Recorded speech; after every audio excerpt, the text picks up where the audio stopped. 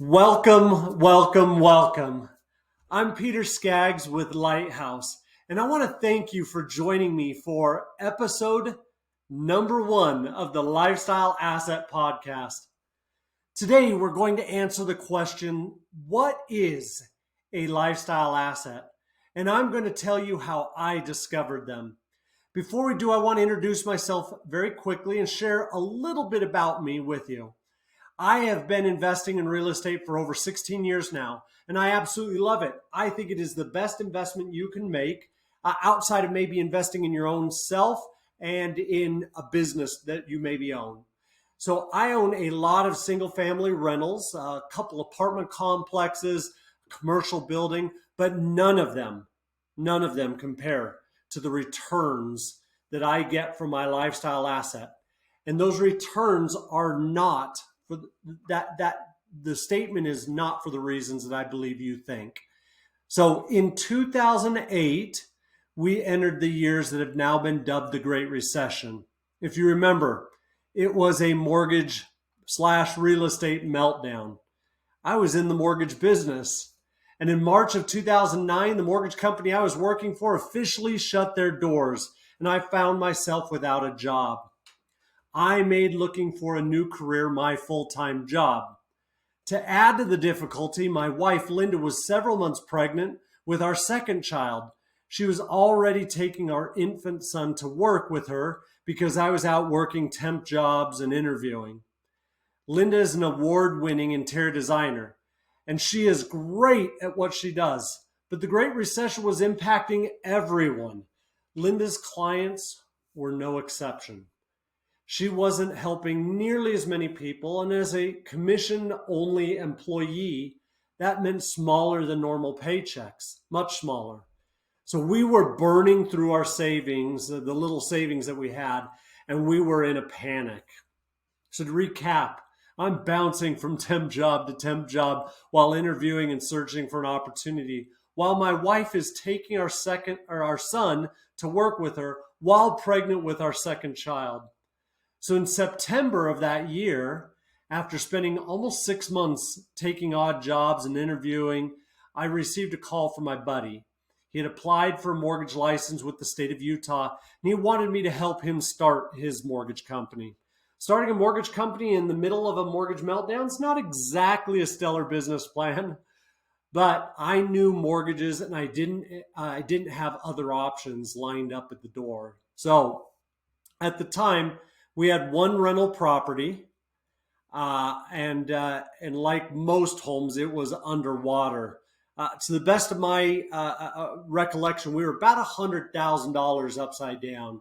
And to help us survive, we decided we would have to sell our primary residence, our home, that luckily still had a little bit of equity in it. And then we would move into our rental property. We ended up selling our home through a series of miracles, and we sold it in just the nick of time. To give you a sense of timing, I had to borrow several $100s from my mother-in-law to make our November mortgage payment on my house, on my primary residence that I was selling. Luckily, it was our last payment. We actually ended up selling the home on December 1st of 2009. I had to borrow that money from my mother-in-law because the sale of our home had been delayed due to a number of issues. Again, we're in the middle of the mortgage meltdown. So if I can be a little vulnerable, I was embarrassed and ashamed. My mother-in-law is lending me money. I had promised to take care of her only daughter, and now I'm asking her for money because I'm broke. We literally had $0 to our name, and Linda was about to have a baby, our second. So as I think about it, with our investment property being a negative $100,000 in the hole, I was worth less than $0. Anyway, we sold the home on December 1st, and Linda stopped working on December 9th. So we basically made it by about a week. Because she went into labor with our daughter, who was born on December 10th. So yes, my wife worked all the way up to the day before we had our daughter. Now it was all up to me. We lived on the little money that we had made from the sale of our home. And for the next 3 years, I worked around the clock to dig us out of this hole that we were in. My head was down 12, 14, 16 hours a day, plus most Saturdays. I was out the door early to go to networking meetings. I was working late to meet with potential clients in their homes after work. I was out meeting realtors, CPAs, financial planners, basically anybody who would talk to me. I don't know if you've ever been in that spot before, but you kind of get in this mode of desperation where when you're working around the clock just to make ends meet. Maybe you have to work 2 jobs, or maybe you're like my dad and you work a full-time job. You're going to school full-time. Maybe you're just trying to start a company. Anyway, that's what I was doing. And whatever it is, I'm sure you felt as I did, that the world was just passing me by, that I felt this weight on my shoulders. And yet here my wife and children are having life experiences and I'm not a part of them. There was just no time. And candidly, it was just not a life I wanted to keep living. But for a few years, things were tight. Linda was at home raising those 2 beautiful children while her husband was basically non-existent, except for maybe on Sundays when I'd stay home, we'd go to church. But now as I think back about it now, I was pretty lethargic. I'd usually just lay on the sofa and watch football. I was pretty much a bum trying to recover from working, 70, 80, 90 hours during the week. I was exhausted. So that continued for about 3 years. When Linda would suggest that we get away or that she wanted to buy something for the kids or house, I'd say something dumb like, if we will live like no one else now, later we can live like no one else. Or I'd say something like, let me sacrifice today so their children can have a better tomorrow. All the while I wasn't living. All I was doing was sacrificing time, my most precious asset. I was sacrificing it. And I was missing time with my amazing wife and 2 beautiful children. Between you and me, it was hard on Linda and me and our relationship. We fought.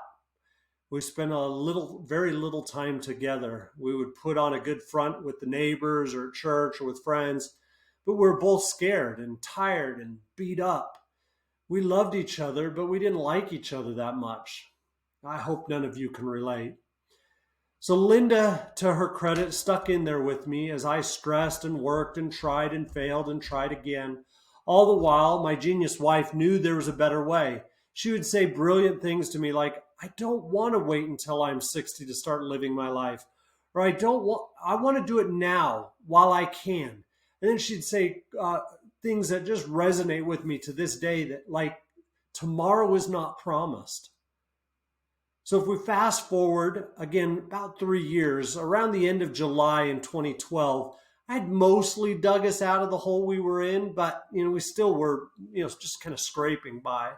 Linda was looking around at some of the local resorts to see if she could find us an inexpensive weekend getaway for our upcoming wedding anniversary.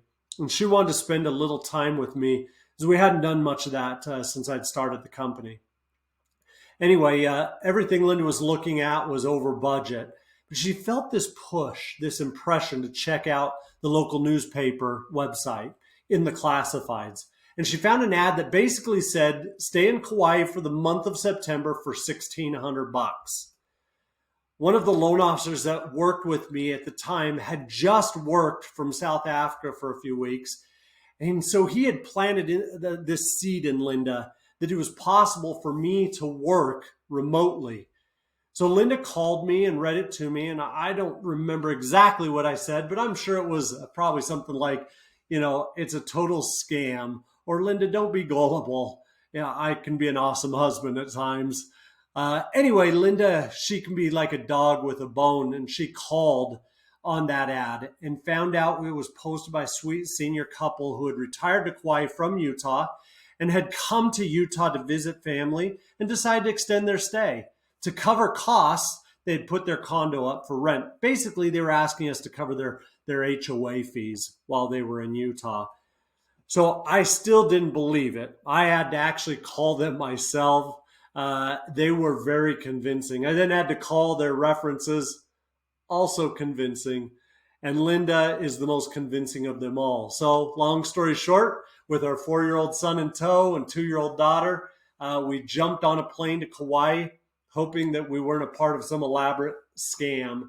After all, what could go wrong? We're booking, we're renting a condo in Hawaii off a newspaper classified ad found in Utah, right? So long story short, those weeks in Kauai changed everything for me. You see, I had several experiences there that changed my perspective. They changed my life. As this is a podcast, I can't show you this picture, but I want to describe it for you. I had gotten up early and was working out there, trying to get ahead of things. Hawaii's also a few hours behind us time zone wise, so I had to get up early just to work normal hours.